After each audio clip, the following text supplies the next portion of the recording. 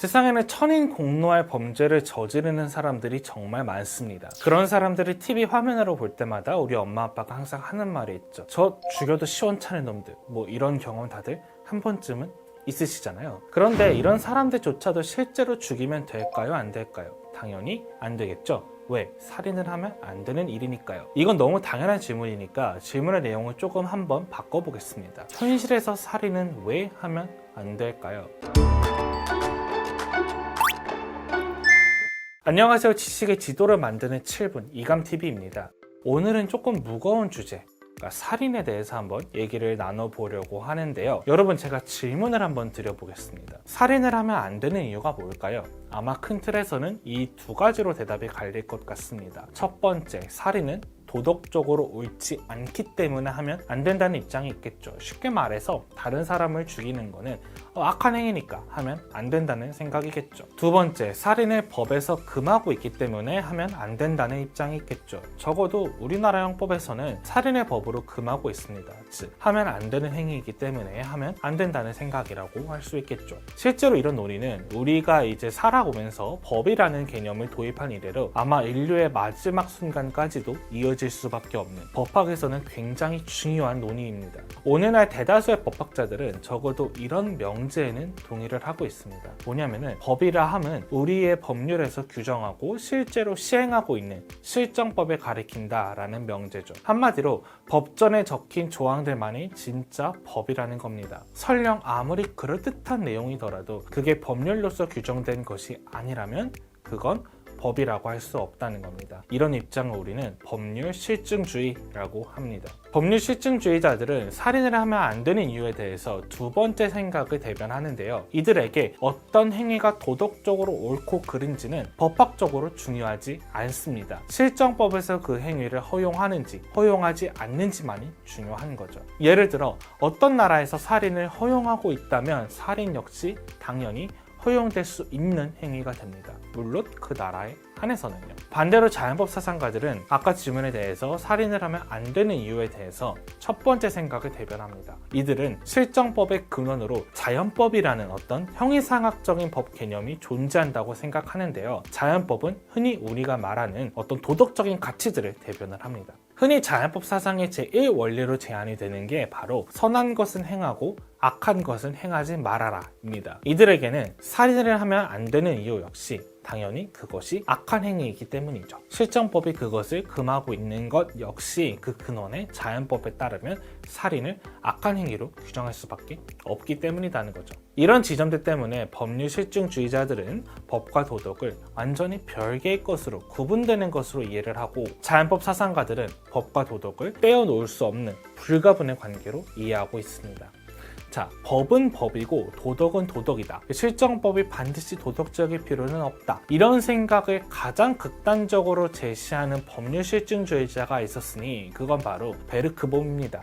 어느 정도로 극단적이었냐면 베르크봄은 이 세상의 실정법은 그 자체로 흠결 없이 완벽하다고 생각을 했습니다. 만약에 법률이 불완전한 것처럼 보인다면 그거는 법관이 법을 잘못 이해했기 때문인 거지 법률에는 아무런 문제가 없다는 거죠. 따라서 재판 과정에서도 법관은 모든 주관을 배제하고 객관적으로 완전한 법률을 근거로 논리적인 판단을 내리면 그만이라고 베르크봄은 주장했습니다. 베르크봄이 이렇게나 극단적인 주장을 내세우는 것은 법률 문헌의 중요성을 강조하기 위함입니다. 법관이 주관적 해석에 사로잡히게 되면 법적 안정성이 훼손되고 그리고 재판의 정당성이 흔들릴 수 있다고 보았기 때문이죠. 하지만 현실적으로 법률의 흠결은 존재하지 않을 수가 없습니다. 법률의 흠결이라는 것은 뭐냐면요, 법을 입법할 때 의도한 의미나 계획이 없었던 그러한 불완전성을 말합니다. 예를 들어서 민법 제2조에는 권리나 의무를 신의에 쫓아 성실히 이행해야 하고, 그리고 자신의 권리를 남용해서는 안 된다라는 신의 성실의 원칙이 있는데요. 아무리 다른 조항들을 보충하기 위한 조항이라 하더라도 굉장히 추상적이죠. 얼마나 성실해야 성실한 이행이라고 할 수 있는지 이런 거를 누가 정해줄 수가 없는 거죠. 예를 들어서 빌린 돈을 갚을 때 누군가가 10원짜리 동전으로 포대를 막 100개 싸가지고 싸놓고 막 가져가라고 하면 그거를 성실한 이행이라고 할 수 있을까요? 이런 문제에서는 필연적으로 법관의 해석이 필요할 수밖에 없겠죠. 그리고 과연 법이 도덕으로부터 완전히 자유로울 수가 있을까요? 애초에 그런 법률들이 왜 만들어졌는지를 생각을 해보면 자유롭기는 쉽지 않을 것 같습니다. 살인을 사회적으로 금지해야 한다는 합의가 이루어졌기 때문에 살인을 실정법에서 금지한 거 아니냐라고 충분히 생각해 볼 수 있기 때문이죠. 이런 면에서 극단적인 베르크본과 같은 입장 대신에 현실적인 노선을 취한 법률 실증주의자들 역시 존재합니다. 먼저 옐리네크의 경우 법률 실증주의자인 만큼 법과 도덕이 별개라고 선언을 하면서도 어쨌든 법의 내용은 도덕의 내용과 다르지 않다라고 보았습니다. 그리고 법이 효력을 가질 수 있는 이유는 그 사회 구성원들이 그 법을 승인했기 때문이라고 보았죠. 이 논리대로라면 도덕적으로 옳지 않은 법은 어떻게 될까요? 예를 들어서 어떤 왕국에서 앞으로 모든 국민은 왕의 동상을 볼 때마다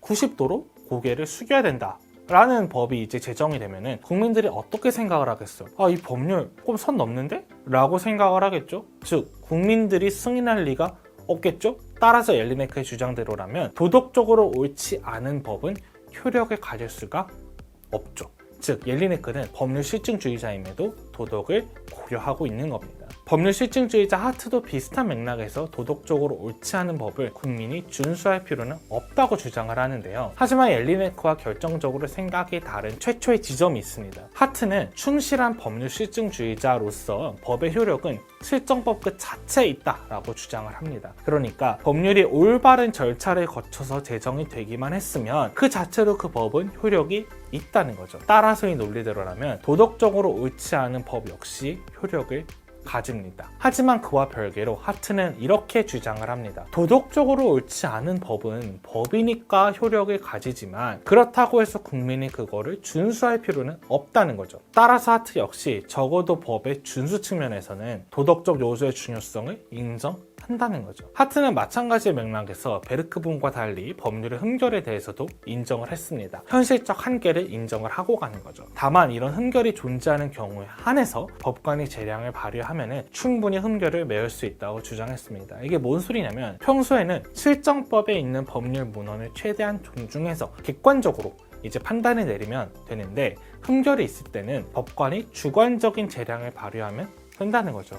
예를 들어서 성실한 이행에 대해서 법관이 이렇게 해석을 하면 된다는 거죠. 10,000원짜리 지폐로 갚는 거는 성실한 것 같아. 근데 10원짜리 동전 포대로 갚는 거는 좀 불성실해. 이거는 너무 무거워. 이런 식으로 주관을 제한적으로 발휘해도 좋다는 거죠. 하지만 흠결 문제에 대해서 한 걸음 더 나아간 입장이 있었는데 바로 법현실주의자들입니다. 이들은 이름 그대로 법률 실증주의 중에서도 가장 현실적인 측면을 많이 고려한 입장인데요. 이들은 애초에 모든 법이 불확정적이다 라고 주장을 합니다. 하트가 주장하듯이 법률의 흠결이 일부만의 문제가 아니라 애초에 모든 법률의 보편적인 일반적인 문제라는 거죠. 따라서 이들은 이렇게 말합니다. 아니 애초에 법률은 불완전한데 법관의 재량만으로는 법률의 흠결을 해결할 수가 없어. 그러니까 애초에 법률 문헌만 보려고 하지 말고 법관이 내리게 될 판결의 결과, 사회적 효용 같은 것도 고려하면서 판결을 내려야 돼 라고 주장을 합니다. 한마디로 법현실주의자들은 재판 과정에서 법관의 재량을 넘어서 완전히 주관적인 해석이 필요하다고 주장을 한 거죠. 여기까지 다양한 층위의 법률 실증주의자들의 입장을 살펴봤는데요. 흠결을 부정하고 실정법이 완벽하다고 본 베르크본부터 법관의 주관적 해석을 긍정한 이제 법현실주의자들까지 입장이 정말 다양하게 존재하죠. 법률이라는 게 문헌으로서 법전에 기록되어 있으니까 학문적으로 따질 게 별로 없다라고 생각을 하셨으면 그건 오산입니다. 이렇게나 복잡한 논의가 법의 역사의 한 축을 이루고 있기 때문이죠. 그렇다면 자연법 사상은 아예 사라졌을까요? 그렇지는 않습니다. 드워킨처럼 그런 자연법 사상을 현대적으로 계승한 경우도 있거든요. 드워킨은 자연법 사상을 수용한 만큼 법이 도덕적 요소를 당연히 고려해야 된다고 주장을 했습니다. 그렇기 때문에 실정법에 있는 법률의 흠결에 대해서도 이런 문제를 어떻게 접근을 해야 도덕적으로 옳을까? 어떻게 해석을 해야 정의로운 판결이 가능할까? 이런 식으로 자연법 사상에 해당하는 법 원리의 가치를 고려함으로써 흠결을 해결할 수 있다고 주장을 하죠. 지금까지 우리가 살펴본 관점들을 한번 표로 정리해 볼게요. 이 표를 보면서 다시 처음의 질문으로 돌아가 보겠습니다. 살인은 왜 문제가 될까요? 정말 어쩔 수 없는 사정으로 자기 방어를 위해서 다른 사람을 칼로 찌른 사람이 여러분 앞에 서 있다고 우리가 생각을 해볼게요. 여러분은 법관으로서 어떤 판단을 내릴 수 있을까요? 베르크범처럼 순수하게 실정법에만 근거해서 형식적인 판단을 거쳐서 이 사람을 살인죄로 처벌을 해야 될까요? 아니면 자연법 사상에 따라서 이 사람을 살인죄로 처벌하는 것이 우리 사회에 과연 정의로운 일일까를 생각을 해봐야 될까요? 쉽지 않은 일이죠. 그만큼 법이란 무엇인지, 법관의 역할이 무엇인지를 고민하는 게 점점 나날이 중요해지고 있습니다. 왜냐하면 법이라는 것은 우리가 어떻게 적용하는가가 항상 중요한 문제가 되기 때문이죠. 그렇기 때문에 법에 대한 해석도 다양하게 펼쳐질 수밖에 없고, 이걸 우리가 하나만 선택해서 될 문제가 아니라 여러 가지 입장들을 진지하게 고민해 볼 필요가 있는 겁니다.